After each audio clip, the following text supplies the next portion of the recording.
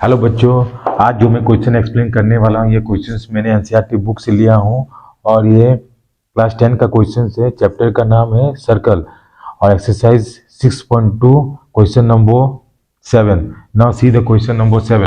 To concentric circles are of radii 4 centimetres and 3 centimetre. Find the length of the chord of the larger circle which touches the smaller circle. देखिए question में क्या बोल रहा है कि two concentric circle, two concentric, concentric means कि दो circle का जिसका सेंटर्स कॉमन है, मतलब सेम है, उसी को हम कंसेंट्रिक सर्कल बोलते हैं। और और जिसका रेडियस कितना है 5 सेंटीमीटर्स और 3 सेंटीमीटर्स है। तो मुझे क्या बोल रहा है कि मुझे we have to find the length of the chord of the largest circle. ठीक है, तो अब मैं इसका ड्राइंग फिगर बनाता हूँ। फिगर बनाने के बाद ही क्लियर हो जाएगा। देखिए हम दो सर्कल्स बोल रहे हैं, मान लीजिए ये सर्कल है और एक ये सर्कल है। तो कॉन्सेंट्रिक का मतलब क्या है, मैंने पहले बताया है। कॉन्सेंट्रिक का मतलब होता है कि जिसका सेंटर कॉमन, मतलब जिसका सेंटर सेम है। तो इस छोटा वाला सर्कल का भी सेंटर ये वाला है, सेंटर वो, और बड़ा वाला सर्कल का भी सेंटर क्या है, वो है। अब बोल रहा है कि क्वेश्चन में कि जो मतलब रेडियस 5 सेंटीमीटर 3 सेंटीमीटर से, इसका मतलब क्या हुआ कि छोटा वाला सर्कल का रेडियस कितना है 3 सेंटीमीटर। तो ये मान लीजिए हम 3 सेंटीमीटर छोटा वाला सर्कल का रेडियस है, और बड़ा वाला सर्कल का रेडियस कितना है 5 सेंटीमीटर। ये मान लीजिए मेरा बड़ा वाला सर्कल का रेडियस है। आप बोल रहा है कि find the length of the chord of the largest circle which touches the smaller circle. मतलब छोटा सर्कल को टच करता है कौन सा, बड़ा सर्कल का कॉर्ड को। तो ये मान लीजिए ये मेरा ये हो गया ए और बी, एक कॉर्ड है जो छोटा वाला सर्कल को सी पॉइंट पे टच करता है और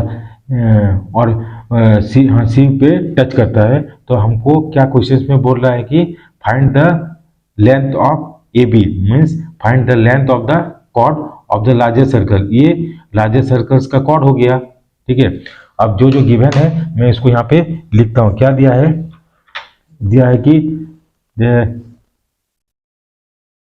ओ A is equal to how much, O A equal to 5 centimetre दिया है।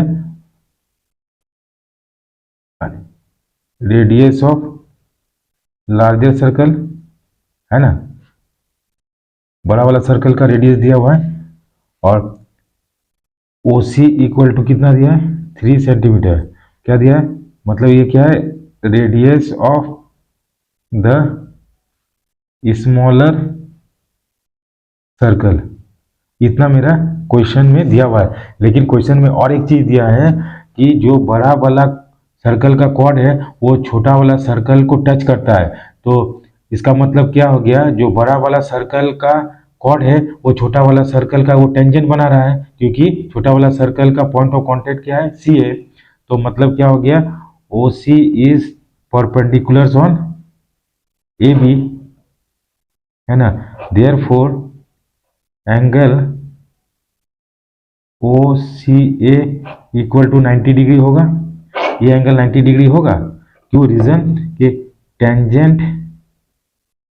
Tangents at any point of a circle is perpendicular to the radius through the क्या, पॉइंट ऑफ कांटेक्ट। यही है ना रीजन। ये एक थ्योरम हम लोग पढ़े हैं क्या।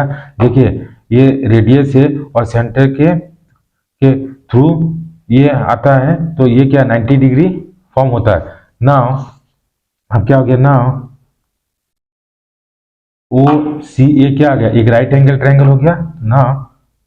ट्रायंगल ओ सी ए राइट एंगल ट्रायंगल हो गया, जिसमें एंगल सी 90 डिग्री दिया है। और इस राइट एंगल ट्रायंगल में क्या, ओ ए हाइपोटेन्यूज हो गया, ए सी बेस हो गया, और ओ सी क्या हो गया, परपेंडिकुलर। तो हम लोग क्या, in right angle triangle O C O A square equal to A C square plus O C square लिखते हैं। कैसे आएगा?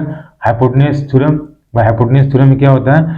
हाइपोटेन्यूज थ्योरम में क्या पाइथागोरस थ्योरम में क्या होता है? Hypotenuse equal to perpendicular plus base का स्क्वायर होता है ना। We have to put the value of O A, जिसका वैल्यू दिया है उसको हम पुट करते हैं।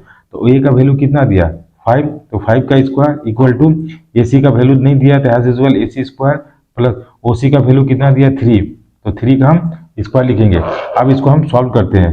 तो 5 का square equal to 25 equal to A C square equal to plus 9 हो गया। अब इसको हम सॉल्व करते हैं। अब सॉल्व करते हैं, क्या दिया? A C that is 25 is equal to A C square plus 9 हो गया।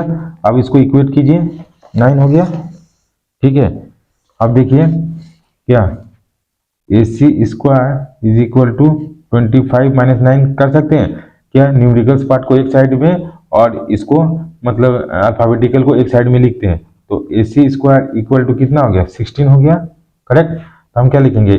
ए C is equal to plus minus root over 16 लिख सकते हैं। अब ए सी इक्वल टू कितना हो गया? प्लस माइनस 16 का स्क्वायर रूट निकालेंगे तो कितना होगा? 14। तो हम A C is equal to 4 centimetre लिख सकते हैं। We have to take the positive value, ठीक है। इसको हमको पॉजिटिव वैल्यू लेना है, तो ए सी इक्वल टू मेरा 4 सेंटीमीटर हो गया।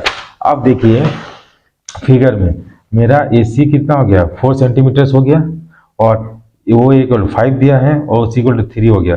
अब मुझे क्वेश्चंस में बोल रहा है कि we have to find the value of A B that is length of the chord of the largest circle. तो मुझे सी बी का भी वैल्यू निकालना। अब देखिए इस सर्कल का रेडियस 5 सेंटीमीटर से, तो ए बी कितना हो गया? 5 सेंटीमीटर और ये 3 सेंटीमीटर दिया हुआ है। तो ये दोनों क्या है? दोनों ट्रायंगल कॉन्ग्रुएंट है।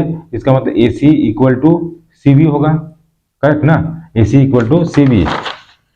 नाउ यहाँ पर लिखते हैं, now A C equal to C B, क्या दोनों का लेंथ सेम होगा? देयरफॉर हम ए बी को क्या लिखेंगे? ए बी इक्वल टू 2AC लिख सकते हैं। क्यों?